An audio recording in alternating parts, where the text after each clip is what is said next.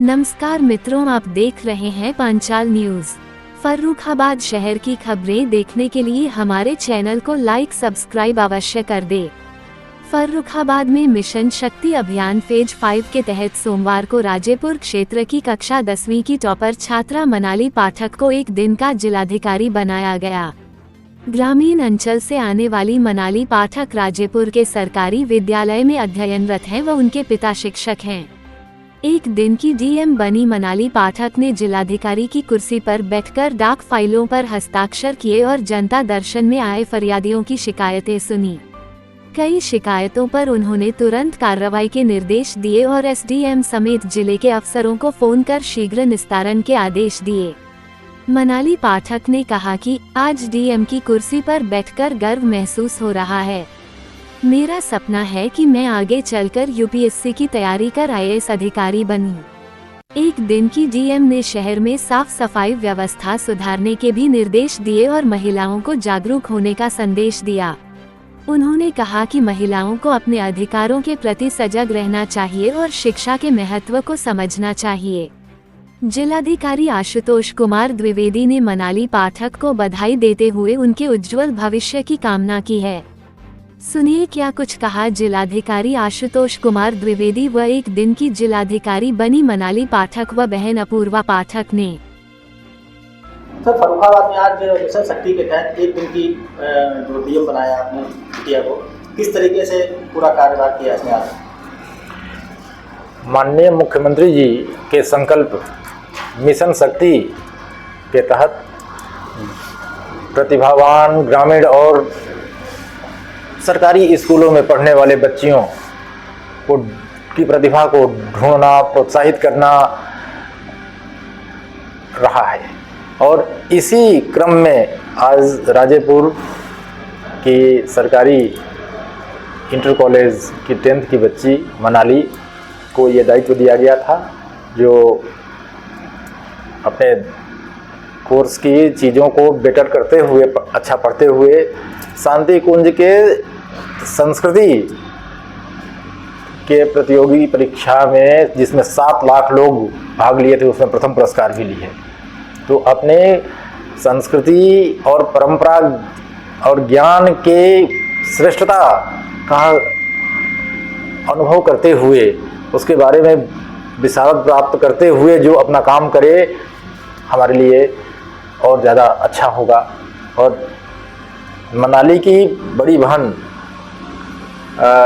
ने भी अपनी प्रतिभा का लोहा मनवाते हुए अपनी प्रतिभा से नाडर सोसाइटी द्वारा एडॉप्टेड एजुकेशन ले रही हैं, जिसमें उनको इसरो के डायरेक्टर द्वारा भी व्हाइट हाउस में भी सम्मानित किया जाए। क्या नाम है बेटा आपका? मेरा नाम मनाली है और मैं गंगा पार महात्मा गांधी इंटर कॉलेज राजेपुर की 10वीं की छात्रा हूँ।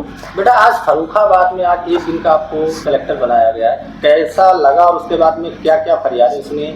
जी, मुझे आज बहुत ही अच्छा लगा और मैं अपने स्कूल को भी धन्यवाद देना चाहूँगी कि उन्होंने मुझे इसके लिए रिप्रेजेंट किया है। और मैं अपने आप को बहुत ही भाग्यशाली मानती हूँ कि मुझे अपने ज़िले की सेवा करने का एक अवसर प्राप्त हुआ है और मैं अपने आगे की पढ़ाई बहुत अच्छी तरीके से करना चाहूँगी, जिससे मैं अपने लक्ष्य तक पहुँचने के लिए योग्य बन सकूँ। और देखिए, डीएम बनने के लिए यूपीएससी क्वालिफाई करना पड़ता है जी, क्योंकि आज आप एक बार चेयर पर बैठे हैं, तो आगे भविष्य में आपका क्या इसमें निर्णय है? तो सर, भविष्य में मेरा निर्णय ये है कि मैं भी अच्छे से खूब पढ़ाई करूँगी, तो डीएम बनने की ओर प्रयत्न करूँगी। किस तरह की फरियादें सुनी और कैसे निस्तारण किया पूरा? सर, मैंने बहुत जैसे घरेलू महिलाओं की सुनी, किसी का पति गुम हो गया और किसी के कब्जे मकान पे कब्जा था, उस पर उस तरीके की फरियादें, और एक लोहिया जन का अस्पताल की भी एक फरियाद आई थी, तो उसका भी निस्तारण किया।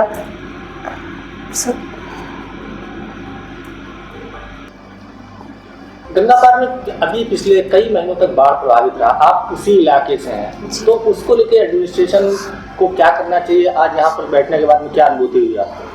जी, हमारा क्षेत्र बाढ़ ग्रसित क्षेत्र है, तो वहाँ पे सर जब बाढ़ आ जाती है तो बहुत ही मतलब नुकसान हो जाता है। जो सड़कें हैं वो ख़राब हो जाती हैं और जाने आने का रास्ता मतलब टूट जाता है, हमें शहर से संपर्क ही टूट जाता है।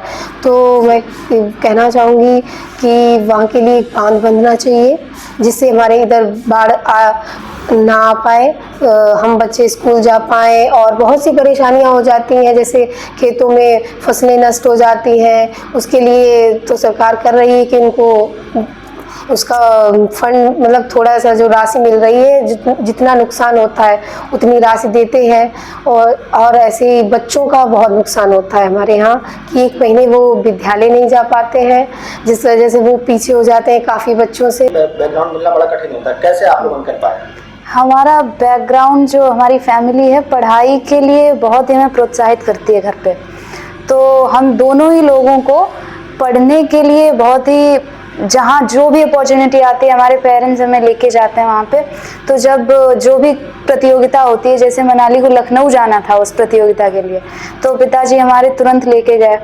और जब आज ये उससे अपॉर्चुनिटी मिली जिलाधिकारी सर से मिलने की, मुझे भी आने का मौका मिला, मेरे पिताजी को भी आने का मौका मिला, हम सभी के लिए एक अनुभव रहेगा। और ना ही मेरी बहन ही सिर्फ प्रोत्साहित नहीं होगी, गांव की और क्षेत्र की सभी लड़कियां, उसके स्कूल की भी लड़कियों को भी बहुत प्रोत्साहन मिलेगा कि अगर हम अच्छा कार्य करेंगे तो कहीं भी जा सकते हैं, एक दिन के लिए जिलाधिकारी बन सकते हैं और क्या पता आगे चल के वो जिलाधिकारी ही बन जाए। लोअर मिडिल क्लास फैमिली की आर्थिकता सामने आती है, आपके परिवार को कठिनाइयाँ आई कभी? जी, तो सबसे बड़ी कठिनाई थी कि हम बड़े फर्रुखाबाद के मतलब सिटी के स्कूल में कभी जा नहीं पाए, तो हमने अपने गवर्नमेंट प्राथमिक विद्यालय में ही पढ़ा, गवर्नमेंट स्कूल में। पर हमारे पिताजी भी वहाँ पे शिक्षा मित्र हैं और हमने जो भी हमें संसाधन हमारे गांव में उपलब्ध थे, जो भी हमारी यूपी बोर्ड की बुक्स थी उन्हें ही पढ़ा और उसी के थ्रू मैंने विद्या ज्ञान की एंट्रेंस एग्ज़ाम निकाला, मनाली ने भी निकाला और सब कुछ गवर्नमेंट स्कूल से ही कर रहे हैं। एक आम सोच बनती चली जा रही है कि बच्चों को सरकारी स्कूल में भेजना, प्राइवेट में। तो आप लोग उन लोगों को क्या मैसेज देना चाहेंगे कि नहीं, सरकारी में भी व्यवस्थाएं हैं, बस पढ़ने का एक जज्बा होना चाहिए? बात यह है कि सरकारी में जो टीचर्स हैं वो बहुत ही ज़्यादा अनुभवी हैं और उनकी जो योग्यता है वो प्राइवेट स्कूल्स के टीचर्स से ज़्यादा है। पर बात यह है कि जो बच्चे हैं वो गांव के बच्चे हैं, वो भी उनमें इतनी लगन नहीं है कि वो जाके टीचर से पढ़ें और टीचर्स भी इतना नहीं सोचते हैं कि इन्हें बुला के पढ़ाएं हम अच्छे से। जबकि प्राइवेट स्कूल में वहाँ पैसा देना पड़ता है, तो वहाँ भी पेरेंट्स भी बहुत ही कंसर्न रहते हैं कि हमारा बच्चा पढ़े वहाँ पे, जबकि पेरेंट्स प्राइमरी स्कूल में भेज के एकदम निश्चिंत हो जाते हैं कि बच्चा पढ़ाई दिया जाएगा। बल्कि मेरे पेरेंट्स ने क्या किया, हमारी फैमिली ने हमारे स्कूल के अध्यापकों को जाके कहते थे कि हमारी बच्चियों का ध्यान रखिए और हमसे भी कहते थे कि टीचर से पूछते रहिए। तो हम अपनी तरफ से भी प्रयास करते रहते थे कि सर से कितना पढ़ लें, कितना ज़्यादा पढ़ लें। तो इस वजह से हमने पूर्ण रूप से उसका यूज़ किया, जो भी हमें अपॉर्चुनिटी हमारे गाँव के स्कूल में मिली।